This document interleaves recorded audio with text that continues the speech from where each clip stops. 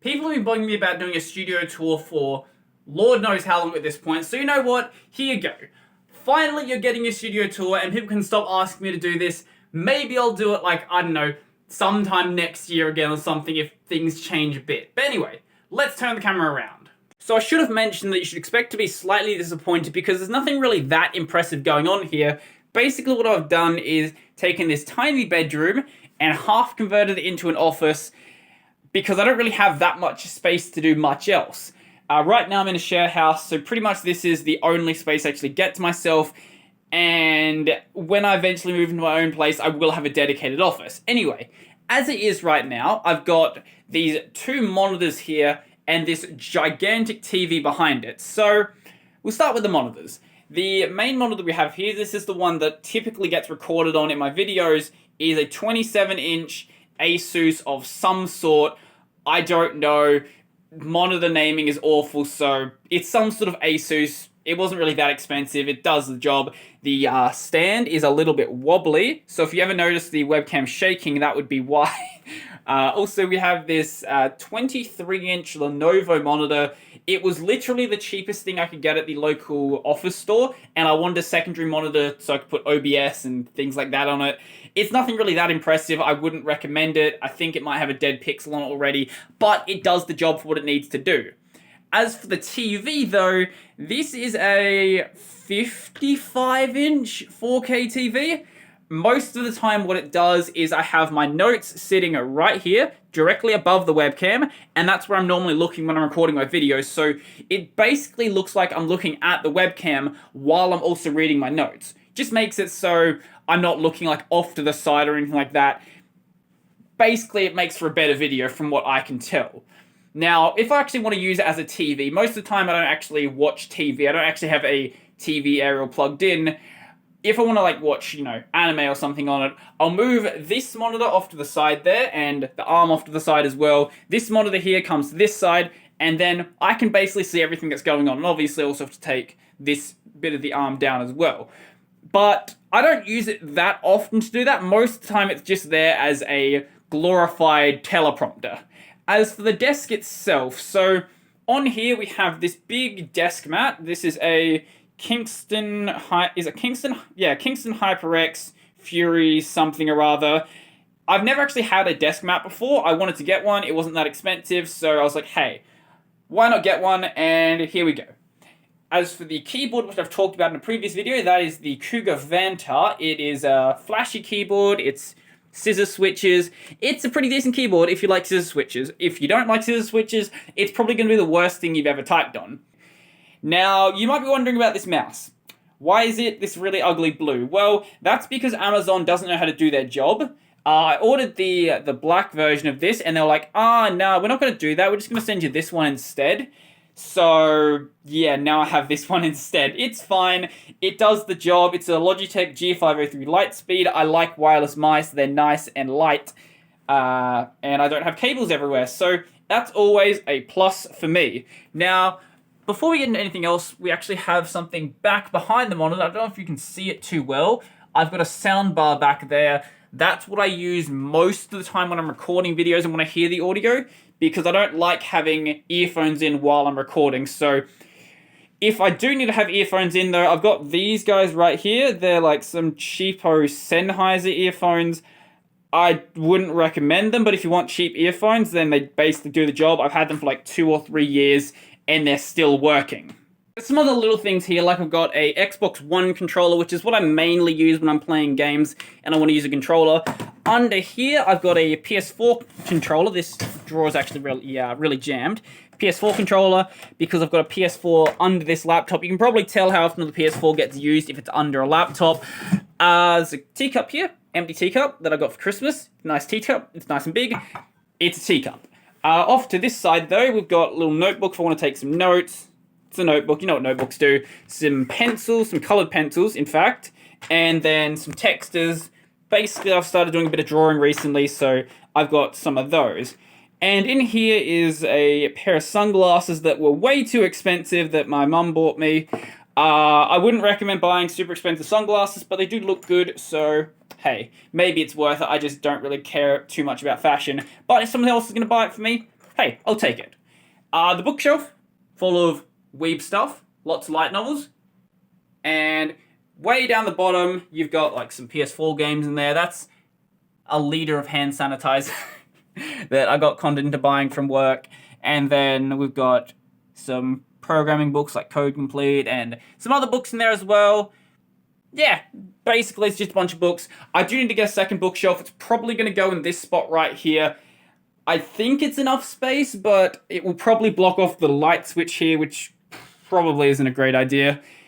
As for the rest of this though, so we've actually got this stand right here. This stand right here is for a phone. So basically, this is where I usually take any of the pictures for my thumbnail. So what I'll do is I'll mount the phone on there, and then I can basically take pictures without actually having to hold the camera. Whereas if I use the selfie stick, I'm limited to what I can actually do. I can only do things with one hand because I'd have to hold the phone basically with the other one. It just makes it way easier to actually take stuff and way easier to actually do flashier pictures. So here we have another light. This is usually going to be the light that sits right here. And the stand for it's a little bit wobbly. I do have a replacement for it. I'm just too lazy to actually use it. And then this back light here is the one that usually lights up my hair. So as for the colored lights, these are some, I think they were $5 or $10 from Bunnings, a local hardware store. And they've got these Mirabella smart globes in them. The smart globes are awful, but the lamps I do actually really like. And pretty much what I do is I have them sitting like this, and it pretty much just lights up my backdrop as well as it needs to be lit up. It didn't do as well in the past, but now they've gone and put this thing up, which you may have thought was, you know, a blackout curtain. I guess technically it is now. What it actually is, though, is a bed sheet that I've gone and used those really cheap clamps, also from Bunnings, and clamped it up to my curtain rod there, so I can very easily take it down whenever I want to. Now, the reason why I did that is because blackout curtains are expensive, and this does pretty much everything I need it to do. Now, you might think that more light is actually coming through than it actually is, and that's just because this camera's kind of weird and very overexposed. But with my webcam and with the new camera, you don't actually notice any of that light actually coming in, so it should be perfectly fine for most situations. The problem I had is during the late afternoon, the sun comes directly through my window and would have way too much light coming in from the sides of the blind things that I have. So this is just a better solution that cuts out the rest of that light. It is basically falling off on that side, so I should probably go and fix it, but I'm kind of lazy and it'll get fixed at some point. So with these light stands here, I didn't actually mention this before, but they were only, I think, $10 or $15. So I didn't buy expensive stands. I just got them off of eBay, and they do pretty much everything that an expensive stand would do. Same with these little adapters here. They are basically, I think, $5 off of eBay, and they do wear out pretty quickly, but besides that, they're going to be perfectly fine. You may have noticed this right here. There's a floor-to-ceiling mirror.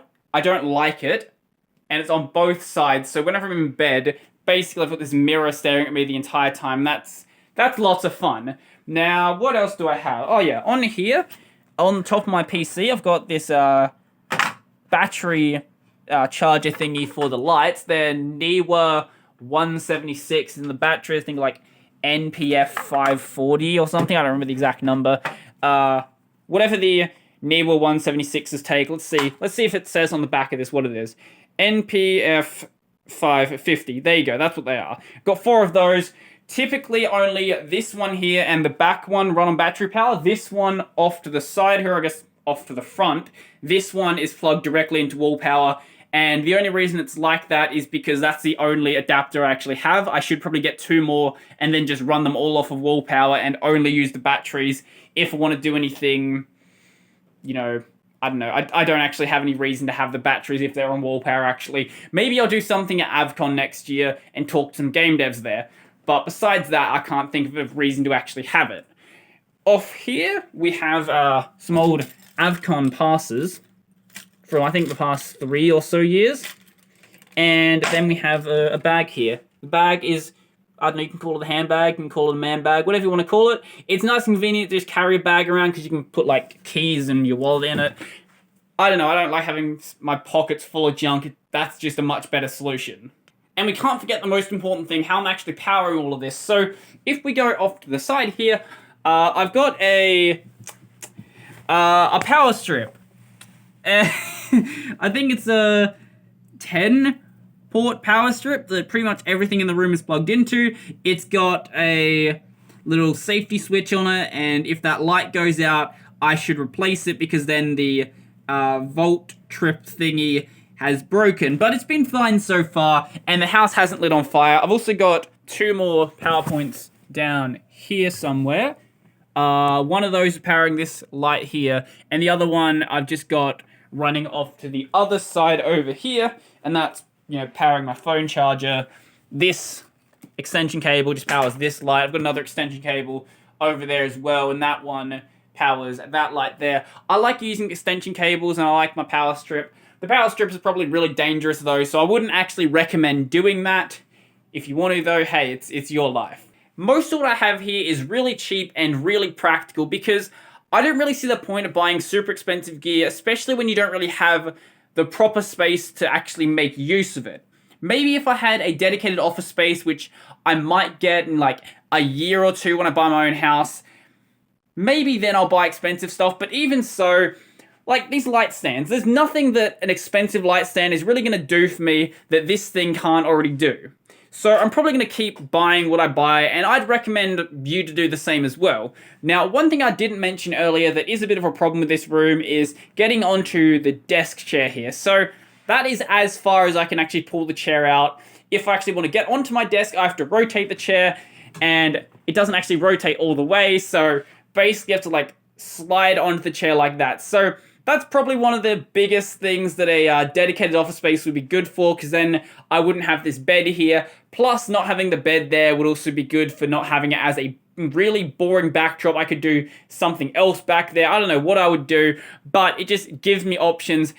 For now, though, it works basically as well as I need it to work, and I'm not in any rush to change it. I think that's going to be pretty much everything. Then I've actually got my patron list on the screen, so a special thank you to Chris, Joachim, Donald, Andrew, Nathan, David, Monster, Will, Jigabendo, Joseph, Mitch, Rapidity, Tony Tushar, and all my $2 supporters. If you want to go support my work, then my links down below to my Patreon, subscribe, star, leave, all that sort of stuff. I've got my podcast, Tech Over Tea, available basically anywhere, and then this channel is available on Odyssey, Library, and BitChute if you want to watch my videos on a platform that isn't YouTube. So I think that's going to be pretty much everything for me, and I'm out.